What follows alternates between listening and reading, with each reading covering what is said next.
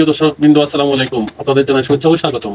আজকের প্রতিবেদনে জানাবো লোহাগড়া উপজেলা প্রশাসন থেকে নাগরিক সেবাকে আরো সহজ, দ্রুত ও স্বচ্ছ করার লক্ষ্যে চালু হওয়া একটি ডিজিটাল সেবা কার্যক্রম সম্পর্কে। লোহাগড়া উপজেলা নির্বাহী অফিসার মোহাম্মদ সাইফুল ইসলাম আনুষ্ঠানিকভাবে উদ্বোধন করেছেন নতুন ওয়েবসাইট আমারলোহাগড়া.com। সোমবার সকালে উদ্বোধনী অনুষ্ঠানে তিনি বলেন, নাগরিক সেবাকে যুগোপযোগী ও নির্ভুল করতে তথ্য প্রযুক্তি ব্যবহারের বিকল্প নেই। এই ওয়েবসাইটের মাধ্যমে নাগরিকরা ঘরে বসেই পাবেন বিভিন্ন সেবা, যেমন অনলাইন নাগরিক সনদ, ওয়ারিশ সনদ, পারিবারিক সনদ, প্রত্যয়নপত্র, বিজিডি, বিজিএফ কর্মসূচির প্রত্যয়ন সহ ইউনিয়ন পরিষদের সব ধরনের আবেদন ও সনদপত্র। উপজেলা নির্বাহী অফিসার আরও জানান, ইউনিয়ন পরিষদের সংশ্লিষ্ট কম্পিউটার অপারেটরদের ইতিমধ্যে প্রশিক্ষণ দেওয়া হয়েছে, যাতে সেবা হয় সময় মতো, নির্ভুল এবং ডিজিটাল রেকর্ড সংরক্ষিত থাকে।